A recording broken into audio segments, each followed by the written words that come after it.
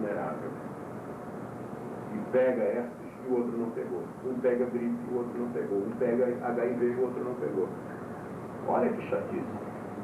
O que você tem? Estou estressado. É verdade, né? É um baita estresse. Então imagine, olha o leque de coisas que vão se abrindo, olha.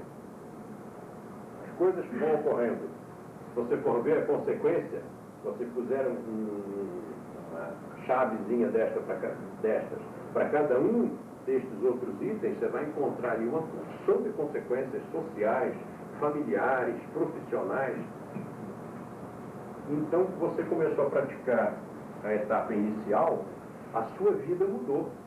Sua vida muda totalmente, absurdamente, instantaneamente. Isso é bom ou ruim? Para mim é ruim. Para quem trabalha com yoga, para quem ensina yoga, não é nada bom. Por quê? As pessoas, o consumidor, olha para isso aqui e não quer subir. Ele diz, mas isso aqui é o que eu quero.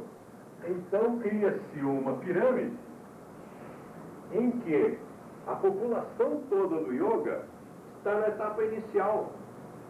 As pessoas não sentem que lá em cima é que está a festa mesmo. O bichê está lá em cima. E nós estamos aqui, pegando as migalhas que caem da mesa e achando que a gente é esperto. Olha só, peguei uma migalha. Isso são as migalhas. Você nem imagina o que tem lá para cima. Não dá para imaginar, não adianta eu dizer. Não dá para imaginar. Se eu usar todo o meu vocabulário, eu ainda não vou conseguir explicar para você o que acontece a partir deste momento. Acontecem coisas indescritíveis. Estados de hiperestesia, estados de hiperconsciência, percepções, poderes. Fica difícil, né? E quem é que chega lá em cima? É lá. É a pontinha do iceberg. Praticamente todo mundo fica aqui e o pior, traz os amigos. Vai lá, que olha, eu fiz yoga e fiquei com uma flexibilidade maravilhosa. E aí, ou então pior, eu me curei de não sei o quê. Mas quem curou? Não se curou coisa nenhuma. Você só fez um pouquinho de exercício biológico e a sua vitalidade melhorou. Você melhorou as condições de saúde, a qualidade de vida. Foi só isso que você fez.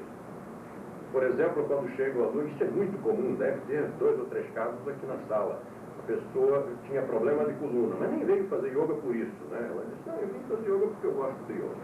Só que tinha lá um probleminha de coluna que não resolvia, já tinha feito tratamento, já tinha colocado colete, já tinha tomado remédio, analgésico e tal. Nada, não resolvia, anos de problema, já tinha tentado tudo, ortopedia, fisiatria, fisioterapia, nada.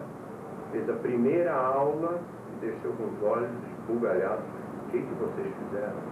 Eu entrei com um problema de coluna e saí curado. Não, você não saiu curado. Se você tinha problema, você continua com o problema. O que aconteceu é que provavelmente o que você tinha era uma contratura, o que você tinha era uma tensão, o que você tinha era uma má postura.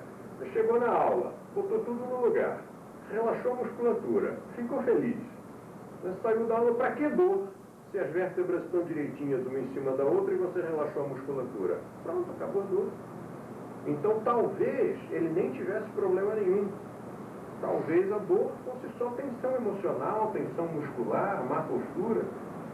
O yoga não curou nada, né? O que o yoga fez? Só deu condições da própria pessoa dar uma ajeitada, mas não curou coisa nenhuma. É isso que muitas vezes o aluno não compreende e diz, não, mas eu fiquei curado. Não ficou curado coisa nenhuma. Se você tinha uma hernia de disco, continua com ela. Se você tinha um bico de papagaio, está lá no mesmo lugar. Mas eu nunca mais senti dor. Isso é outra coisa. Isso é sintoma. Melhorou foi postura, o que melhorou foi tensão muscular, melhorou a sua consciência corporal. Né? Antes você não tinha consciência corporal, fazia um movimento que o corpo não queria fazer, um movimento agressivo ao corpo. Se você tinha uma hernia de disco, ela reclamava. Agora você tem mais consciência corporal, você sabe como se levanta da cama, você sabe como se senta, você sabe como fazer esporte. Você presta atenção no corpo, você sente o tato interno do seu corpo. Foi nessa turma que eu falei do tato interno do sangue? Foi, né? Foi ou não foi? Uns fizeram assim, outros fizeram assim. Então, nós vamos no curso de asana, nós vamos fazer uma experiência muito interessante, mas se vocês quiserem, nas aulas normais já podem experimentar isso, que é sentir o tato interno da circulação do sangue, coisa que você normalmente não está nem aí. É aquela coisa, o cara não escova dente porque não está nem aí, para que escovar dente? Então é uma coisa interna. Mas à medida que você vai aumentando cultura, você vai tendo consciência, peraí, eu estou sentindo qualquer coisa aqui, eu acho que eu tenho que escovar mais uma vez ao dia. Não está bom ainda. Aí você vai lá dar mais um cuidadinho ao seu corpo. Então é a mesma coisa. Nós temos uma série de coisas que estão acontecendo aqui por dentro. Tem que ter consciência disso. Senão, como é que o médico vai te ajudar? Você chega lá e diz, eu estou com uma dor. Tá, eu sou o médico, né? Você tem que me dizer o que está acontecendo aí dentro. Dói aqui, dói ali. Fica difícil adivinhar. Agora, se você tem já uma consciência corporal, você chega lá e diz, olha, eu estou com um problema aqui, assim, já te diz, você já dá para o profissional elementos para que ele possa te ajudar com aquilo que ele estudou lá do outro lado. Um dia eu cheguei no médico e disse, olha, eu estou com um probleminha no cólon ascendente. Ele disse, você é médico? Eu teria que ser. Não, falou cólon ascendente. Dizer que está no cólon ascendente, eu estou sentindo, é aqui.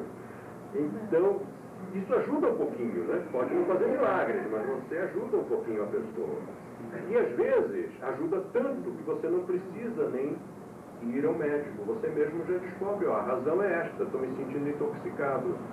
Então, é alguma coisa que eu comi, vou fazer um halt, ou então é alguma coisa, é uma emoção, vamos modificar a emoção. Quem sabe assim eu resolvo.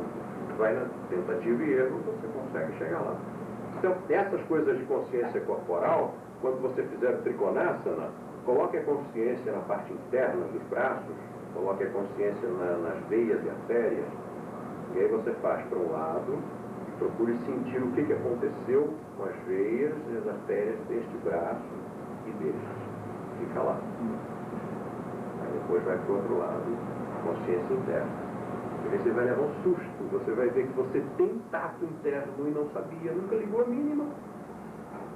Você vai ver, você vai sentir o sangue saindo daqui e vai sentir o sangue entrando. A partir desse momento, começa a dominar funções que até então eram consideradas como neurovegetativas. E na verdade muitas delas nem eram. Revolução. A gente estava esperando, né, que acontecesse.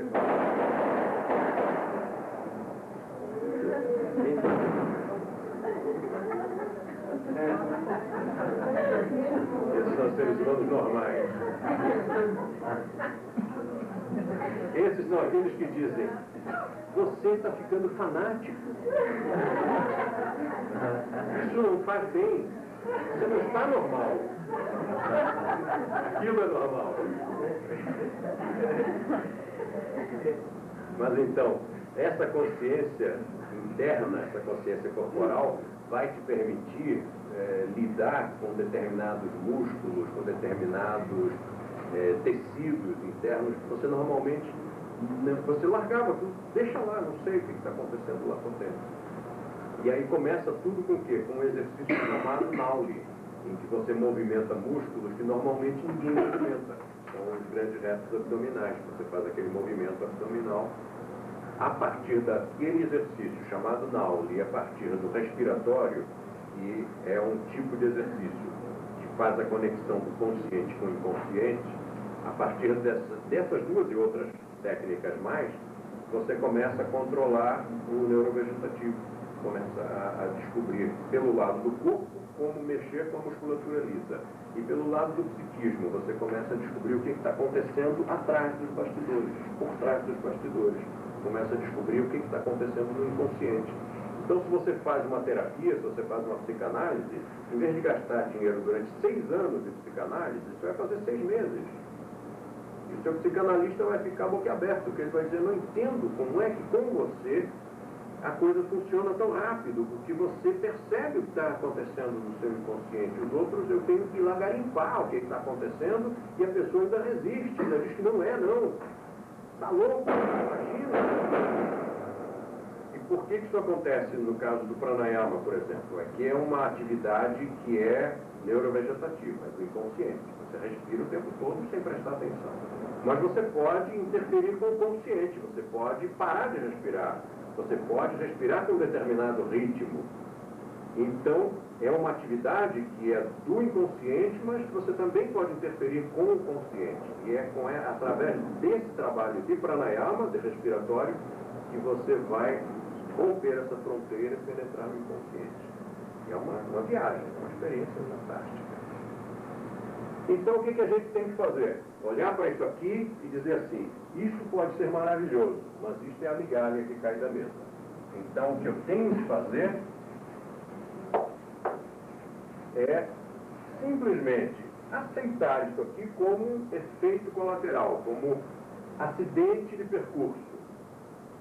Acidente benéfico, né? Que bom que está acontecendo isso. Mas tudo bem, o que eu quero é chegar lá no ápice.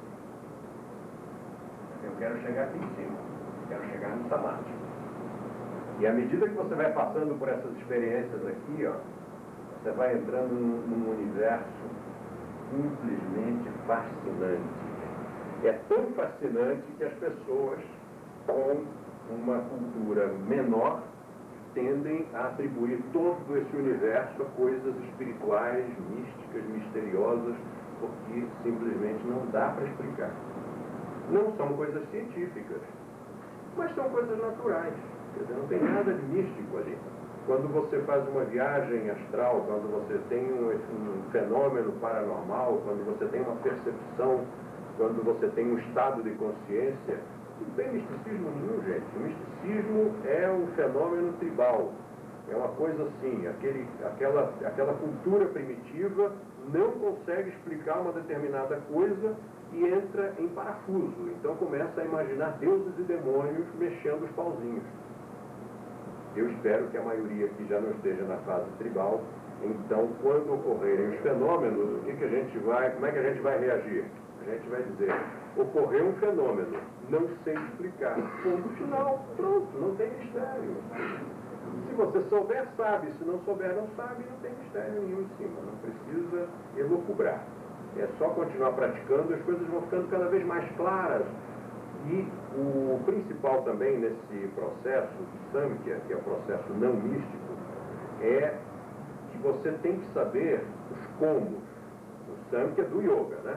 O Samkhya sozinho não. O Samkhya sozinho já tem mais processo intelectual. Mas o Yoga Samkhya, o yoga antigo, o yoga primitivo, é assim. Você tem os comos. Os comos te interessam.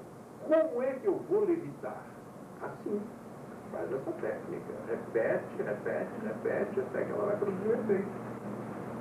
Por quê? Ah, a gente não sei. Ninguém sabe. E quem te explicar por quê, não acredite. Porque é tudo mentira. Todas as tentativas de explicação científica, ou de qualquer tipo de explicação dos fenômenos do yoga, todas as tentativas, até agora, resultaram ridículas. Todas. Houve um livro publicado no Brasil em 1962 que procurava explicar o yoga físico à luz da medicina da época. Quando esse livro saiu, eu me lembro, eu tinha vários amigos e alunos que eram médicos na época, e eles aplaudiram o livro e disseram que o livro era muito bom e muito sério. Finalmente alguém explicou o yoga cientificamente. Bom, o livro ficou impresso, né? Parou, é estanque. Agora, a medicina evoluiu 40 anos. Imagine uma evolução de 40 anos na medicina.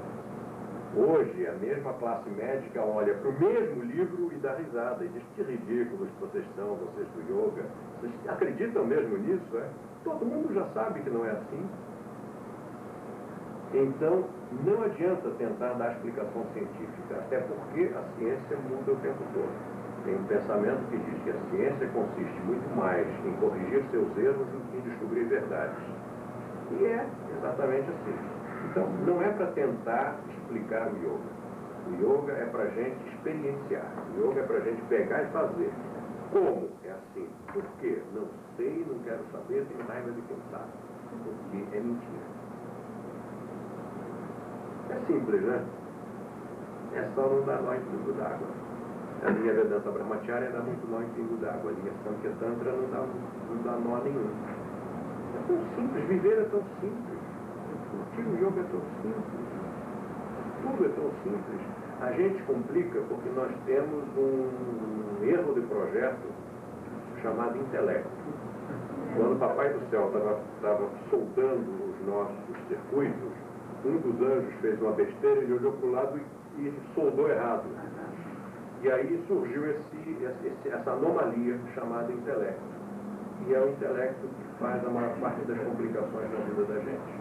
Porque vê só, se você não tivesse intelecto, fosse emoção pura, imagine um macaquinho, né? Imagine uma zebrinha, né? Não complicam a vida de ninguém. Agora, intelecto, a gente já começa. A fulano falou isso, mas ele queria falar aquilo.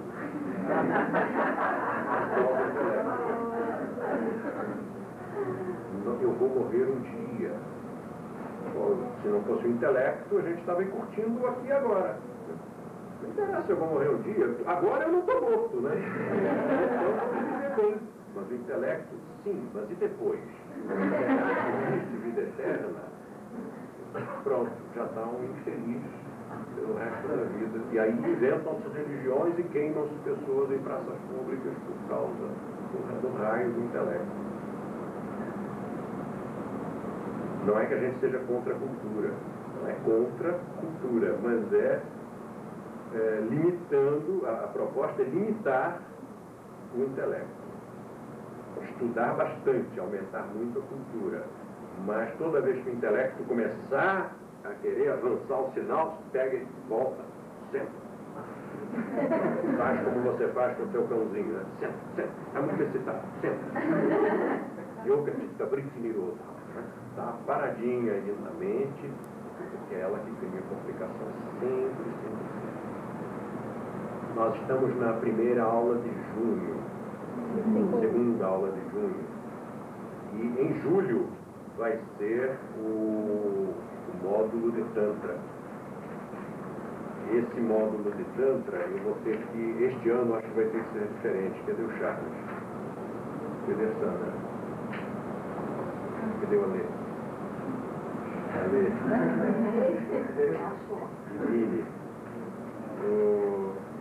Este ano, o módulo de julho, a gente vai ter que fazer diferente porque não tem lugar. Em julho, geralmente, toque isso aqui, porque é justamente o assunto tanto que todo mundo quer. Nós vamos ter que abrir uma outra turma, um outro dia, para as outras pessoas. Porque só não cabe mais. Pode ser num fim de semana, de repente. Vamos estudar isso. Depois a gente me lembra só. Eu falei agora que é para não esquecer, tinha muita coisa na minha cabeça que eu esqueço.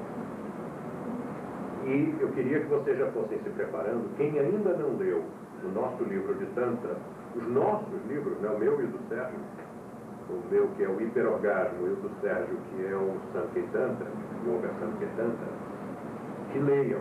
São 2 livros pequenos, é fácil, você lê aquilo num dia, e são leituras fundamentais para você aproveitar mesmo a matéria que vai ser dada. Porque a gente vai explicar isto aqui, ó. Isto aqui. Nós vamos trabalhar em julho esses temas aqui. E se eu precisar dar muita explicação, a gente perde tempo. Se vocês tiverem lido os livros, eu falo uma coisa, pronto, você já entendeu, eu posso ir em frente. Aí a gente ganha tempo e eu posso ensinar mais, você aprende mais. Mas leia rabiscando, né? Livro, lembre-se disso, livro a gente lê destruindo o livro. Infelizmente, dá uma pena danada, mas é a única maneira. Quando eu gosto muito do livro, eu compro 2. Eu guardo um intacto e o outro eu vou rabiscando, fazendo anotações, dobrando página, inserindo folhas com anotações.